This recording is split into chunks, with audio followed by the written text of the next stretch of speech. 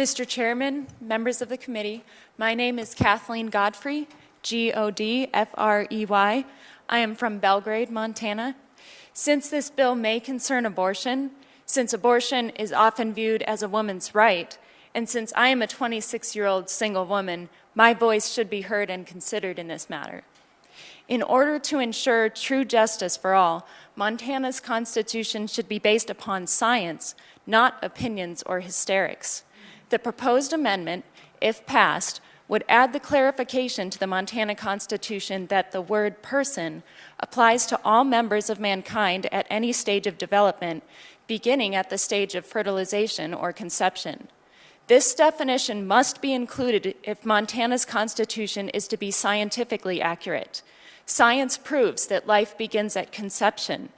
At fertilization, a cell with DNA unique and separate from its parent cells is formed. According to the nation's #1 gynecology department, quote, fertilization is the process in which an egg and a sperm unite to form a single cell, the starting point for a baby. Possibilities for life cannot go further back than conception. The genetic makeup is not present. A male or female reproductive cell, left by itself, will never develop into a new human being. Possibilities for the beginning of life cannot go further forward than conception, for then it is simply looking at changes in levels of development. The zygote, that single cell, develops into the embryo into the fetus into the newborn, and so forth. If the beginning of life is decided by level of development, how shall we choose the level at which it should start? Not every human develops at the same rate. Some teenagers go through puberty at 12, others at 15. Does this make one teen more human than the next? As science and technology progress, babies can survive outside the womb at earlier and earlier stages. Does this not show how unscientific it is to define the beginning of life using a random point in time, rather than the known unchanging base? Throughout history, human rights have been violated due to the refusal to acknowledge personhood. For many years, blacks were oppressed and enslaved because they were not viewed as humans.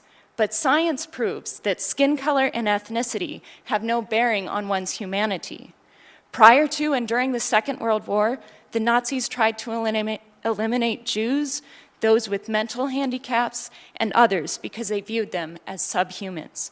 Again, science disagrees with this twisted philosophy and proves that regardless of ethnicity, skin color, or mental capacity, all members of Homo sapiens are human beings. In light of this, Montana should learn from history and base its laws on science. You have heard, and perhaps may still hear, testimonies concerning abortion. Yet, in a sense, the question right now is not, is abortion right or wrong, but rather, what constitutes a person? Personhood should be defined on its own scientific basis. Whether you believe abortion is a woman's right or not, that question should be set aside in order to answer this question first. Who is a person? Science clearly shows that human life begins at conception. If abortion is a woman's right, this right will be decided through due process of law, as with any other case. Once personhood is defined according to science, then the argument should be made of whether a woman's right to abortion outweighs the right of another person to life. This argument can be settled through due process of law, not through a gap in Montana's Constitution.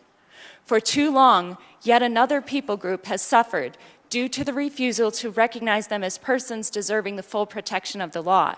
Now is the time to end oppression and ensure justice for all. I urge you to allow Montanans the opportunity to close this gap in our Constitution and define personhood according to science. Thank you for taking the time to let us speak. May I give my testimony to the Secretary? You may. Thank you.